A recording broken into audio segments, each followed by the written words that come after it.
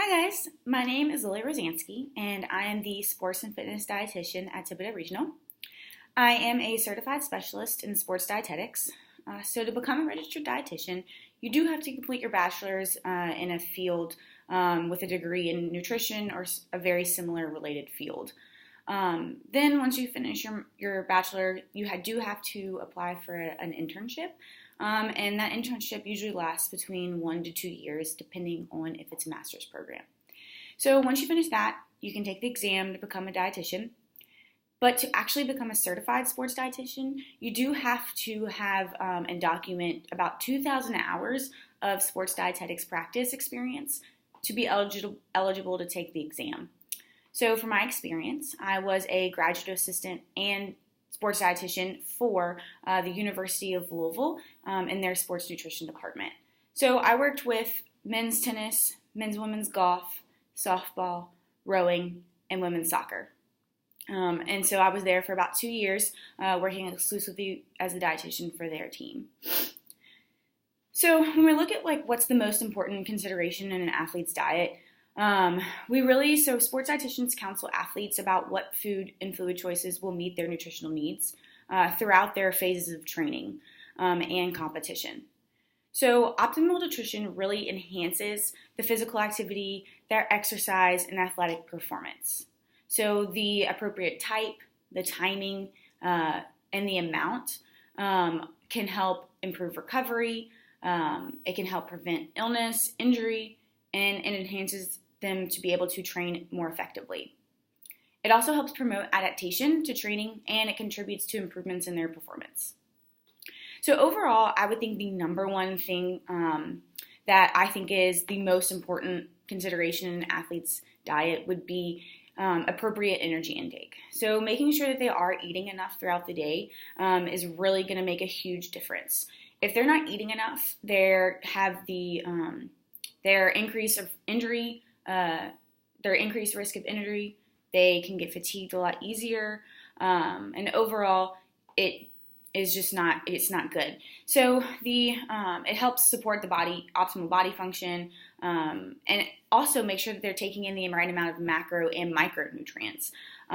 So it also can help make sure that they're, have the right body composition. If they're not eating enough, and they do need to gain weight, then that will more than likely not happen.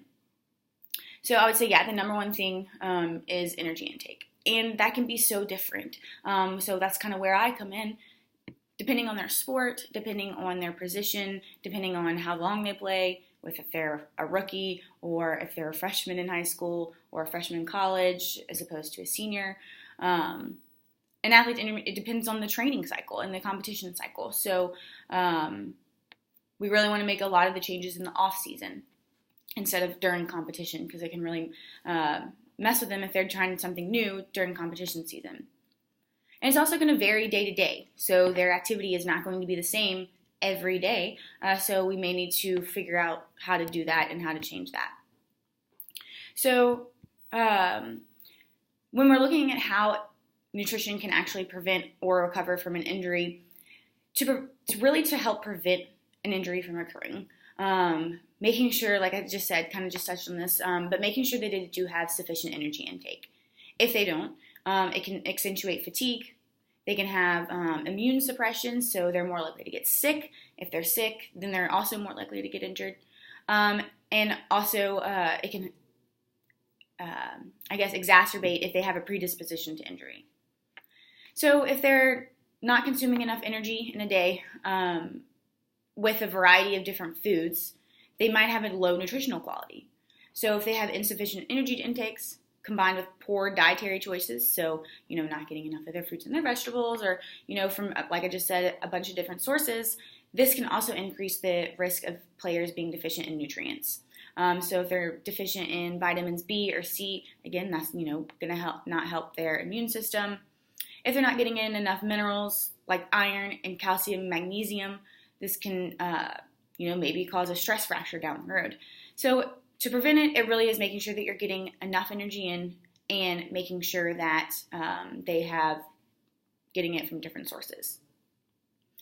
When you are looking at recovering from an injury, what an athlete eats after injury can help recover from the surgery, help heal the wounds, and strengthen the bones and muscles to help get the athlete back in the game. So we want to make sure that, as a sports dietitian, help managing that inflammation by eating foods that can lower that inflammation. So that's, your omega-3s. Again, all of your fruits and your vegetables, they have the antioxidants to kind of fight those free radicals. We can also help minimize the muscle loss.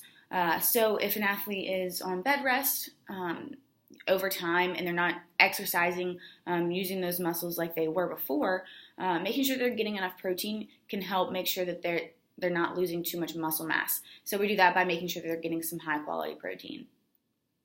Again, we want to manage their weight.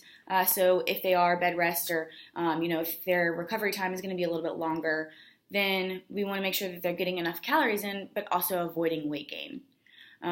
So wound healing after surgery and walking on crutches, physical therapy, they all require a lot of energy, calories, but they may need fewer calories than they were when they were training or competing. So we also want to make sure that they're helping their body continue to heal by including foods that are high in vitamin C, zinc, vitamin D, and calcium.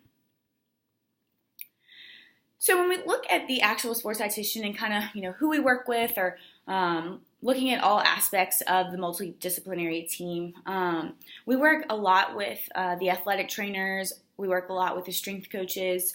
So we work with the athletic trainers to maximize their health, their training, performance, and their recovery.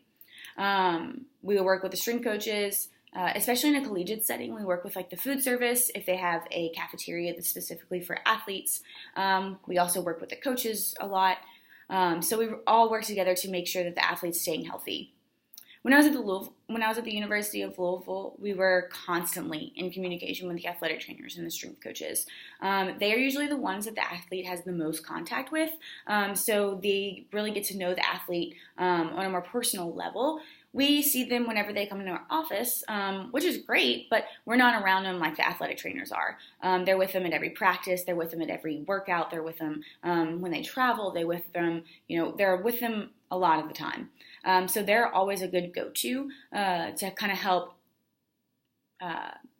influence the message of nutrition so that they can continue to be a healthy athlete. And so the athletic trainers and the strength coaches, they're usually very good about staying kind of within their scope of practice, but also help encouraging the nutrition message that I have. So we work together to be on the same page when it comes to that kind of stuff. So we want to make sure that we're having a consistent message and they're not hearing different messages, and they can help reiterate what I had taught. With my current role here at Thibodaux Regional, I am still in frequent communication with the athletic trainers. They work with high schools around the area and also with Nichols athletes as well. So they are a really great liaison between me and the schools and the athletes. I also get to work with the personal trainers that are at the fitness center here.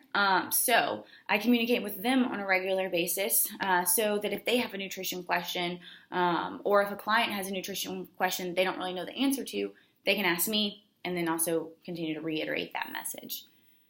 So if they also have a client seeing me for nutrition, we kind of work together to help make sure that they're reaching the goals their fitness goals that they want to reach. So looking at the coaches at the middle school and high school level, I do really think it's super, super important that they stress the importance of nutrition to their athletes. If they start to believe that nutrition can really make a difference and is good not only for athletic performance, but also because these kids are still developing and growing, and what they intake is going to make a huge difference. If they're not getting enough energy, if they're not getting enough of the vitamins and minerals, it really can cause them to have not a normal development. So again, they're more prone to stress fractures. They might not be growing and developing properly. A lot of them will skip breakfast, lunch. They may have fast food after practice, and then they expect their bodies to perform well. So the more exposure the athletes do have to good nutrition advice, the more they hear it, it's only going to benefit them down the road as well.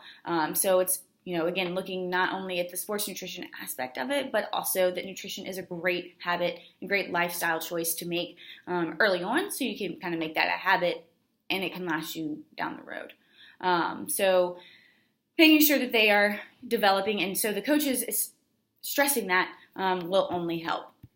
When we look at so to kind of wrap this all up, some good resources for sports nutrition.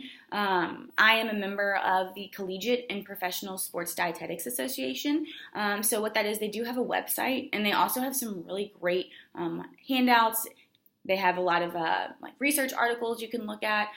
So if you do become a member, you can become kind of part of their listserv, and they're always looking at new articles about sports nutrition. They have conversations on there that, if I don't know or another sports dietitian, needs some help and wants other advice, they can go there too. If you're looking for just, more of a general, the Nancy Clark's Sports Nutrition Guidebook is a great resource. You can find it on Amazon, and it really does go through a lot of good information. A second one would be, if you want to just kind of learn about nutrition and athletic performance, the Academy of Nutrition and Dietetics, their position statement, available on PDF. You can kind of read through that, and it gives just a broad overview of kind of what sports nutrition, the science that kind of goes behind that. And last would be the Gatorade Sports Science Institute. They also have some really great research articles on there. They kind of talk about different sports, and they also have they have a lot of things for athletes that athletes can look at. So it's kind of good for y'all that are trying to learn a little bit more about it. So again, my name is Lily Rosansky, and if y'all have any questions, ask Allison, and I will be more than happy to answer them for you. Thank you so much.